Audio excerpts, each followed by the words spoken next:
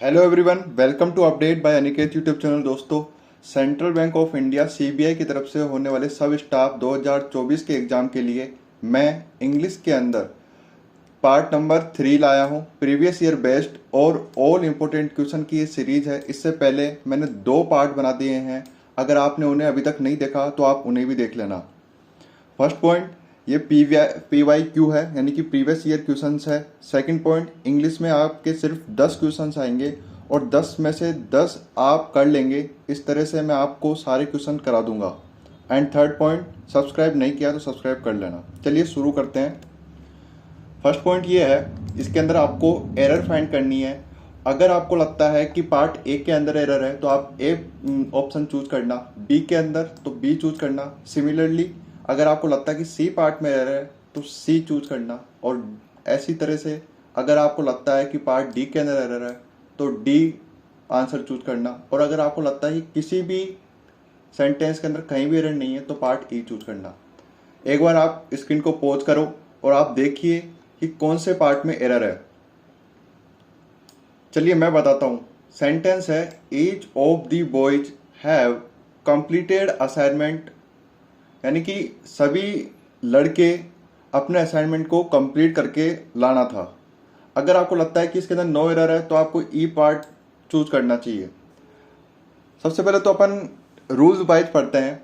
Rule ये कहता है कि जब ईच ऑफ दी आ जाए, ईच ऑफ दी या इधर निदर ऐसे वर्ड आ जाए, तब आपको यहाँ पे जो नाउन है या सब्जेक्ट है वो होना चाहिए प्लूरल।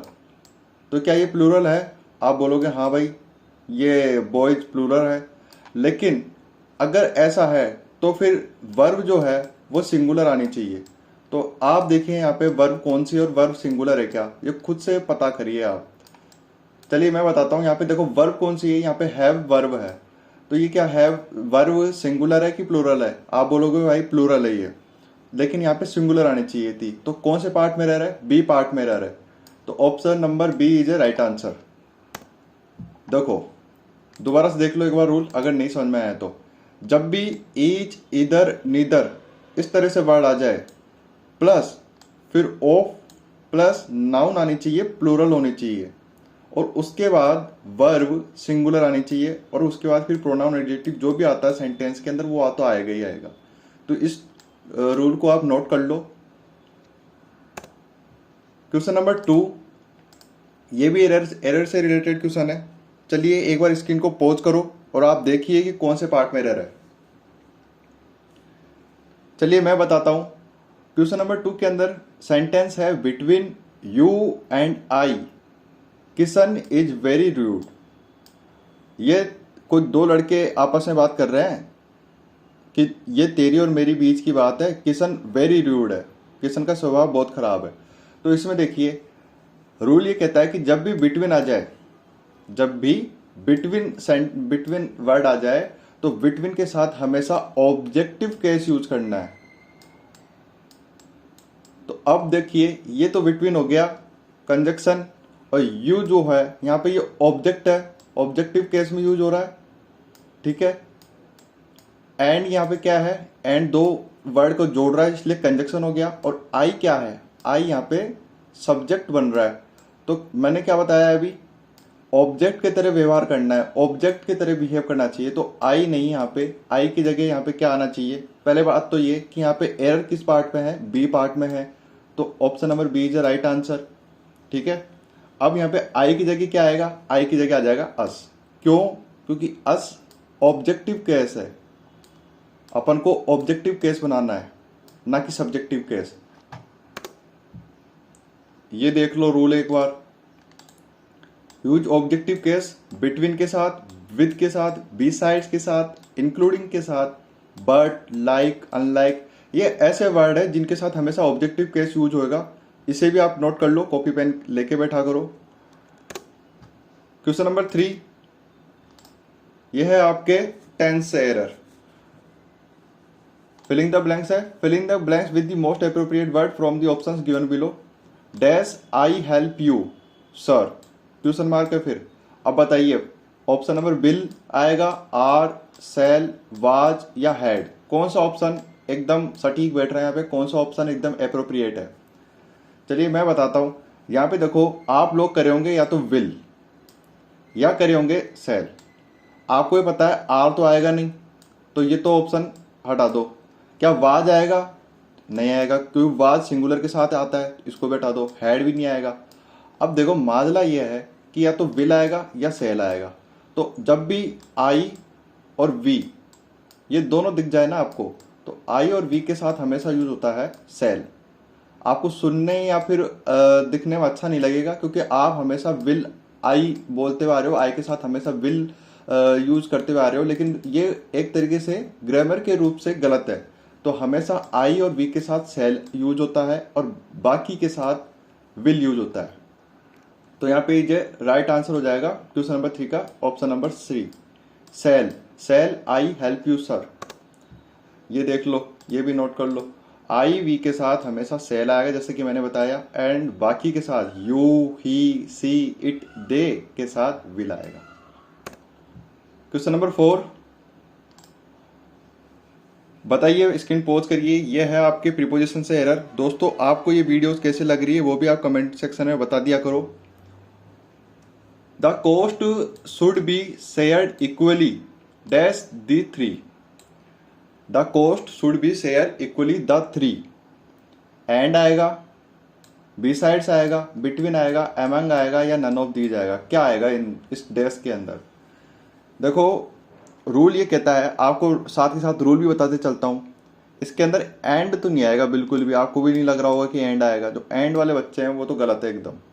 अच्छा, फिर बी साइड भी नहीं आएगा, बिटवीन आ सकता है और एमंग आ सकता है। चलिए इन दोनों के अंदर अपन रूल समझने की कोशिश करते हैं। जो ये बिटवीन है, ये बिटवीन आता है दो के लिए, किसी दो के लिए बात हो रही हो, और एमंग आता है जब दो या दो से ज़्यादा की बात हो रही हो। तो यहाँ पे आप सेंटेंस को फिर से पढ़िए और पता लगाइए क्या आएगा। The cost should be shared equally the three. Three आ रहा है यहाँ पे, तो थ्री दो से ज़्यादा है, इसलिए right answer is among, option number D. The cost should be shared equally among the three. ठीक है, अमंग दो या दो से ज़्यादा के लिए आएगा, two and more, and between for two के लिए आता है। क्वेश्चन नंबर 5 पढ़िए और बताइए, कोशिश करिए। यह आपके लिए सिनोनिम है। वोकेब के मैं यहाँ पे मैं दो क्वेश्चन ला रहा हूँ, ऐसे करके आपके पास खूब सारे वोकेब करा दूंगा मैं, आपको टेंशन लेने की जरूरत नहीं है। क्वेश्चन नंबर 5, रिव्यूलिजन, इसके अंदर सिनोनिम क्या हो सकता है? एबहोरेंस, अफेक्शन, इनडिफरेंस, रैप्चर या एन्यूई? बताने की कोशिश करिए। सबसे पहले तो आपको यहाँ पे रिव्यूल्शन का मतलब पता होना चाहिए। रिव्यूल्शन का मतलब होता है घृणा करना। किसी भी व्यक्ति से या किसी भी चीज़ से अपन घृणा करते हैं, नफरत करते हैं, उसको बोलते हैं रिव्यूल्शन। अब यहाँ पे ऑप्शन को भी पता लगाना चाहिए अपन को कि ऑप्शन कौन सा हो रहा है एकदम सेम। एबहोरेंस का मतलब होता है पार्ट, ये ऑप्शन नंबर ए, एबहोरेंस का मतलब भी होता है घृणा करना। ठीक है दोस्तों। अफेक्शन का मतलब होता है स्नेह, इसका मतलब होता है स्नेह करना। और इनडिफरेंस का मतलब होता है उदासीनता। और रैप्चर का मतलब होता है आनंद। और एन्यूई का मतलब होता है उदासी। तो अपन को सिनोनिम पूछा था, तो रिव्यूल्सन का मतलब भी होता है घृणा करना, और एबहोरेंस का मतलब भी होता है घृणा करना। तो option number A is the right answer. आपको बाकी के मीनिंग भी बता दिए हैं मैंने बोल के। क्वेश्चन नंबर 6 देखिए, select the incorrectly spelled word. तो इसमें डिस्पेल गलत तरीके से लिखा हुआ है, डिसमिस गलत तरीके से लिखा हुआ है, या डिस सर्विस गलत तरीके से लिखा हुआ है, या डिस्क्राइब गलत तरीके से लिखा हुआ है, ये आपको बताना है। तो डिस्पेल देखिए, ये एकदम सही लिखा हुआ है डिस्पेल। डिसमिस, डिसमिस की स्पेलिंग भी यही होती है, DISMISS, तो ये भी सही है। डिस सर्विस, एक होता है सर्विस और इसका अपोजिट हो गया डिस सर्विस, तो इसकी स्पेलिंग भी सही है। अब ये देखिए डिस्क्राइब, ये गलत है। ये क्यों गलत है? क्योंकि डिस्क्राइब लिखा जाता है DES,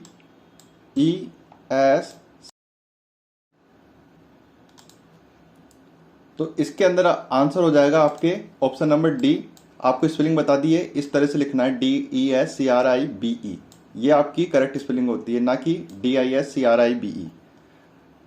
क्वेश्चन नंबर 7, ये भी आपके प्रीपोजिशन से क्वेश्चन है, पढ़िए और कोशिश करिए। There are 20 station between Delhi dash Kanpur. क्या ऑप्शन नंबर ए एक्रॉस आएगा, बिलो आ सकता है, एंड आ सकता है, या इन आएगा? अब देखो, पहले तो आप ऑप्शन पढ़िए और उसको देखिए कि कौन सा ऑप्शन हट सकता है जो आएगा ही नहीं। दिल्ली इन कानपुर, ये तो होएगा ही नहीं। क्या कानपुर में दिल्ली होएगा? नहीं होएगा। एक्रॉस, एक्रॉस मतलब होता है चारों तरफ, तो कानपुर के चारों तरफ दिल्ली है क्या? नहीं, दिल्ली अलग और कानपुर अलग, तो एक्रॉस भी नहीं आएगा। बिलो, बिलो का मतलब होता है नीचे, तो क्या दिल्ली बिलो कानपुर, कानपुर के नीचे है क्या दिल्ली? नहीं। Option number C is a right answer. और रूल के हिसाब से करें तो रूल ये कहता है कि जब भी सेंटेंस के अंदर बिटवीन आ जाए तो बिटवीन के साथ हमेशा एंड आएगा ही आएगा। सेंटेंस में कहीं भी बिटवीन के साथ हमेशा एंड आता है। ये पेयर है। ऐसे खूब सारे पेयर होते हैं इंग्लिश के अंदर, वो मैं यहाँ पे लिख रखा हूँ। बिटवीन और एंड का पेयर होता है, बोथ और एंड का पेयर होता है, फ्रॉम टू का पेयर होता है, नो सूनर देन का पेयर होता है। ये आपको पार्ट ए के अंदर भी मिल जाएगा और पार्ट 2 के अंदर भी मिल जाएगा। क्यों? क्योंकि इसके ऊपर खूब सारे एरर्स आते हैं, खूब सारे क्वेश्चंस आते हैं, ये इंपॉर्टेंट भी है। इसीलिए कह रहा हूँ कि अगर आपने वो दोनों पार्ट नहीं देखे तो वो भी देखना। और वेदर और का पेयर भी आता है। ठीक है। क्वेश्चन नंबर 8, एंटोनिम पूछा है इंतरिम का। इंतरिम मतलब पता करिए और उसके हिसाब से आपको ऑप्शन बताना है। इंतरिम का अपोजिट वर्ड क्या होगा? ट्रांजिटरी होगा, परमानेंट होगा, टेम्पोरल होगा, या प्रोविजनल होगा, या एफेमेरल होगा? देखिए मैं बताता हूं। इंतरिम का मतलब होता है टेम्पोररी। क्या मतलब होता है? टेम्पोररी मतलब कि कोई भी चीज स्थायी नहीं है, अस्थायी है। ट्रांजिटरी का मतलब क्या होता है? ट्रांजिटरी का मतलब होता है किसी भी चीज को ट्रांजिट करना। और यहाँ पे आपसे एंटोनिम पूछा, मतलब कि अपोजिट पूछा है। टेम्पोररी का अपोजिट हो जाएगा यहाँ पे permanent. Option number B is a right answer. Permanent मतलब क्या होता है? स्थायी होता है। ठीक है, विदाउट चेंज मतलब कि। क्वेश्चन नंबर 9 देखिए, एरर से क्वेश्चन है, करिए कोशिश, बताइए कौन से पार्ट में एरर है, फिर मैं बताता हूं आपको। देखिए मैं कराता हूं। These cattles belong to mister Yadav who is a well known person of our village, या फिर नो एरर? देखो, दीज केटल्स, ये क्या सही है क्या? आपको तो लग रहा होगा यहाँ पे सही है, लेकिन ये गलत है। क्यों गलत है? क्योंकि केटल्स हमेशा बहुवचन होता है, मतलब कि CATTLE, यही प्लूरल है। इसमें आपको ना तो एस लगाने की जरूरत है, ना ही ES लगाने की जरूरत है। तो केटल अपने आप में ही जब प्लूरल है, बहुवचन है, तो यहाँ पे एस लगाने की नीड नहीं है दोस्तों। इसीलिए पार्ट ए के अंदर एरर है। ऐसे खूब सारे वर्ड्स होते हैं जो दिखते अपन को सिंगुलर है लेकिन काम करते हैं प्लूरल के तरह। तो ऐसे कौन कौन से वर्ड्स हैं वो मैं यहाँ पे लिख दिया हूँ। केटल, पुलिस, चिल्ड्रन, पीपुल, ये ऐसे कई वर्ड है जो दिखते तो आपको सिंगुलर है लेकिन होते प्लूरल है। इसलिए हमेशा आपको ये 4 वर्ड तो हमेशा ध्यान रखने चाहिए। केटल, पुलिस, चिल्ड्रन और पीपुल, हमेशा इनके साथ प्लूरल वर्ड यूज करेंगे, प्लूरल हेल्पिंग वर्ब यूज करेंगे। ठीक है। इस वीडियो का last question, question number 10, he and I dash go to market. बड़ा ही सिंपल क्वेश्चन है, बार बार पूछा जाने वाला क्वेश्चन है, लेकिन इसी में ही सबसे ज्यादा लोग फंसते हैं। क्यों फंसते हैं? पहले तो आप इसको अटेम्प्ट करने की कोशिश करिए, फिर मैं बताता हूं। चलिए मैं बताता हूं। आई को देख के लोग बाग एम ऑप्शन चूज करते हैं, जो कि हमेशा गलत होता है। और ही को देख के लोग बाग इज चूज करते हैं, जो कि ये भी गलत होता है। और आई को देख के वर चूज करते हैं यह भी गलत होता है, और ही को देख के यहाँ पे वाज चूज करते हैं वो भी गलत होता है। तो ऑप्शन नंबर बचा कौन सा? आर। लेकिन आपको ये चीज याद रखनी है, वो बोल रहा है ही एंड आई, मतलब कि वह, एक तो पहला पर्सन हो गया वह और एक सेकंड पर्सन हो गया मैं, मतलब कि आई। तो कितने पर्सन हो गए यहाँ पे? टोटल 2 जने हो गए। कौन कौन? ही एंड आई। तो 2 के लिए हमेशा बहुवचन यूज करेंगे, प्लूरल हेल्पिंग वर्ब यूज करेंगे, इसलिए यहाँ पे आर हेल्पिंग वर्ब आएगी। और सेकंड रूल ये कहता है कि जब भी यहाँ पे हेल्पिंग वर्ब आएगी तो वो पहले वाले सब्जेक्ट के अकॉर्डिंग आएगी, यानी कि ही के अकॉर्डिंग आएगी, ना कि आई के अकॉर्डिंग आएगी। ठीक है, पता लग गया आपको रूल? चलिए, थैंक यू एवरीवन। सेशन को लाइक करना, सब्सक्राइब करो चैनल को, और कुछ क्वेश्चन हो तो कमेंट में पूछ लेना, मैं आंसर कर दूंगा, आपको रिप्लाई कर दूंगा। मिलते हैं एक और नई वीडियो के साथ, तब तक के लिए जय हिंद।